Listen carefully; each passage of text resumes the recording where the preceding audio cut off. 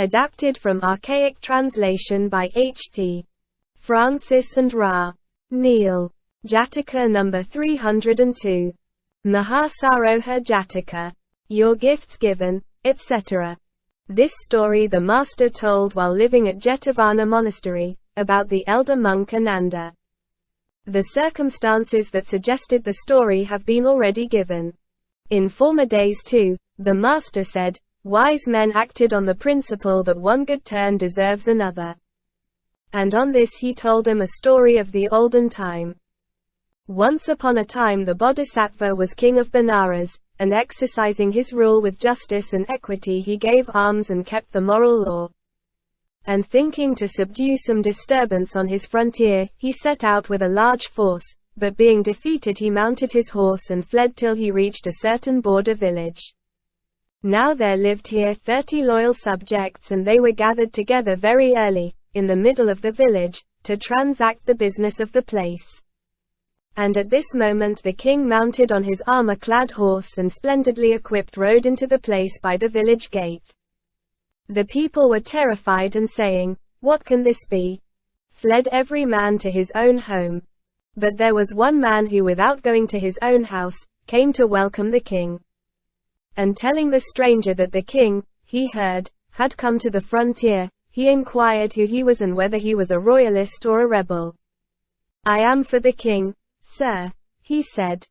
"Then come with me," he answered, and led the king to his home and made him sit down on his own seat. Then the man said to his wife, "My dear, bathe our friend's feet." And when she had so done, he offered him the best food he could, and had a bed made ready for him, asking him rest for some time. So the king lay down. Then his host took off the armor from the horse, turned him loose, gave him water to drink and grass to eat, and rubbed him down with oil. Thus did he tend the king for 3 or 4 days, and the king said, "Friend, I am now off," and again did all due service both to the king and his horse. The king, after he had taken food, on leaving said, "I am called the Great Horseman. Our home is in the center of the city. Should you come there on any business, stand at the door on the right hand and ask the porter where the Great Horseman dwells, and take him with you and come to our house." With these words he departed.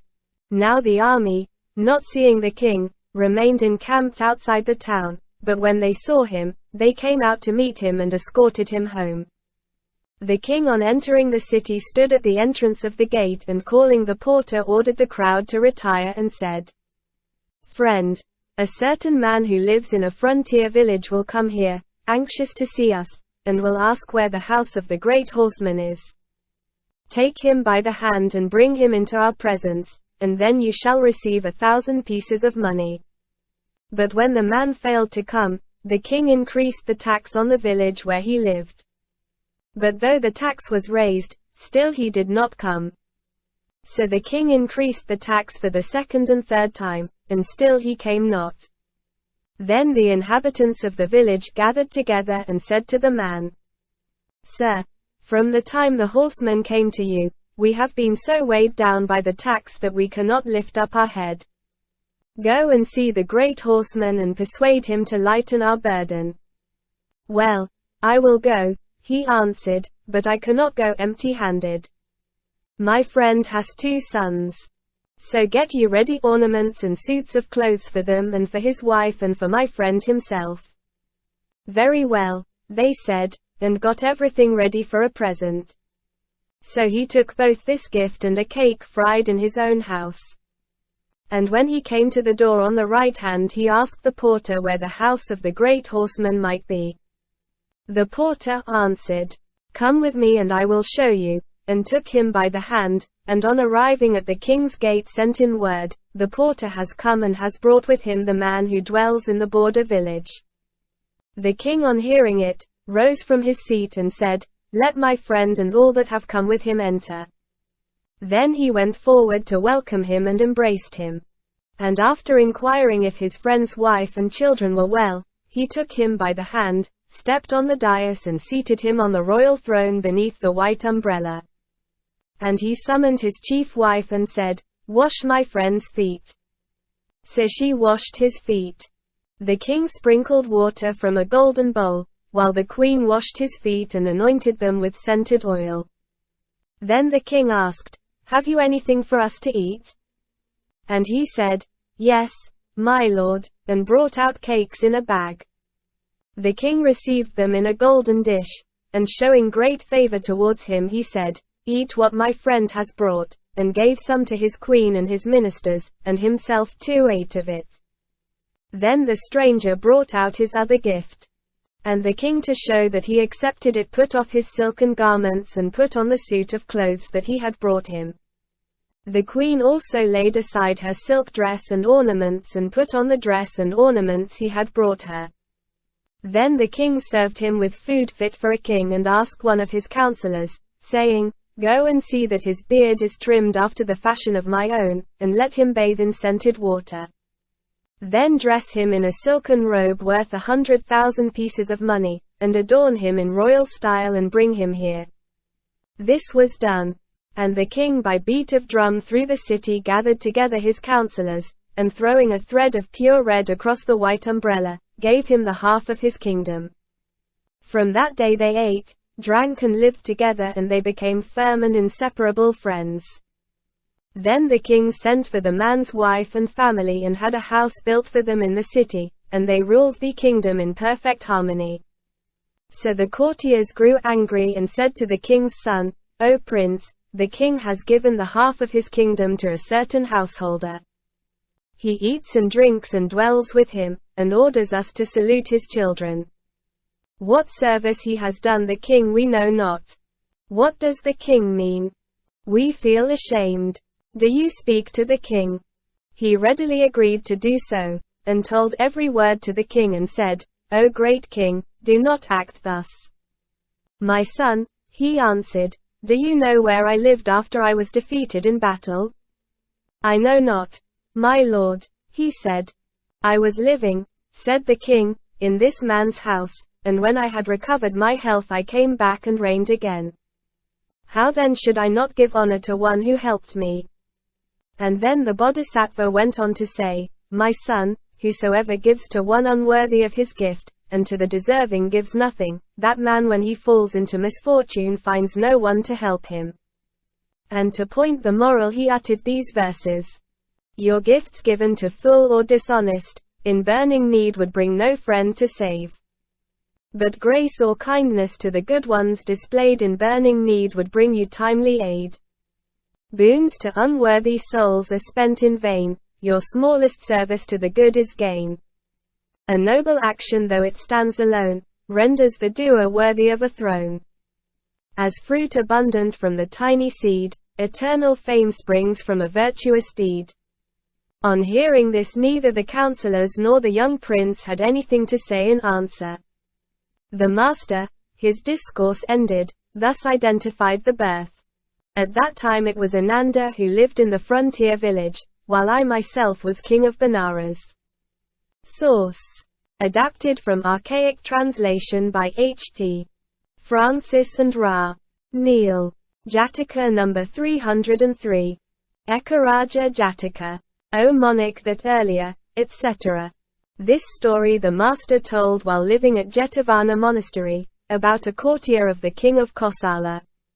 The circumstances that suggested the story have been already told in the Sayamsa birth. On this occasion the master said, "You are not the only one who got good out of evil.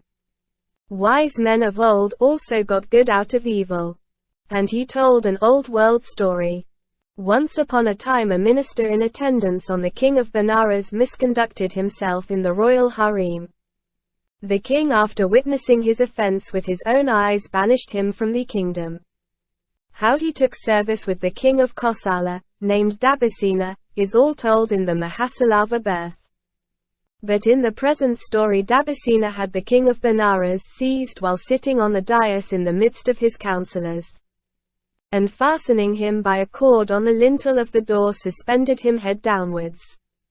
The king cultivated feelings of charity towards the rebel prince, and by a process of complete absorption entered upon a state of mystic meditation, and bursting his bonds sat cross-legged in the air.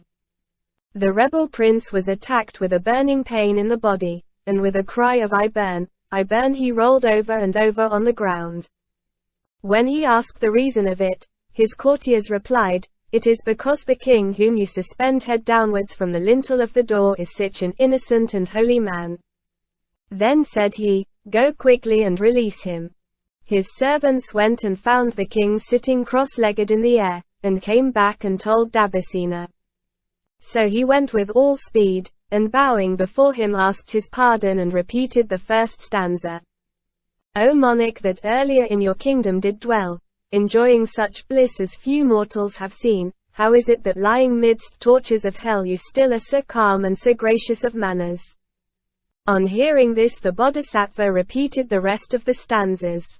Of past it was my one earnest prayer unto heaven from the ranks of ascetics no more to be barred, but now that such glory to me has been given, oh why should the form of my visage be marred?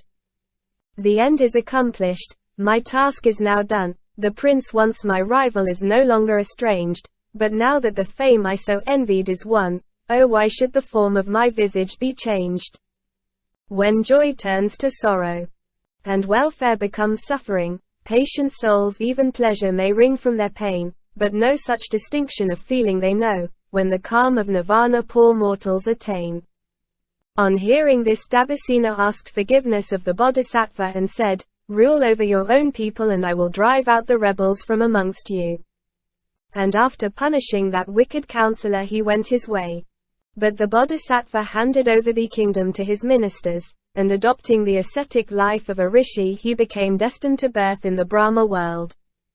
When the master had finished this discourse, he identified the birth. At that time Ananda was Dabasina, and I myself was the king of Benares. Source: adapted from archaic translation by H.T. Francis and Ra. Neil. Jataka number 304. Dadara Jataka. O Dadara, who, etc. This story the master told while living at Jetavana monastery, about a certain bad-tempered fellow. The circumstance has been already explained before.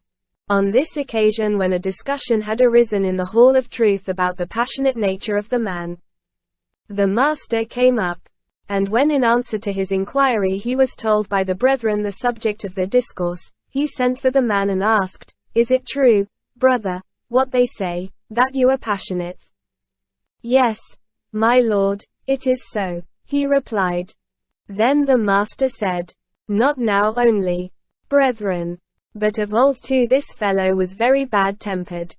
And owing to his passionate temper wise men of former days, though continuing to lead perfectly innocent lives as Naga princes, had to dwell 3 years on a filthy dunghill."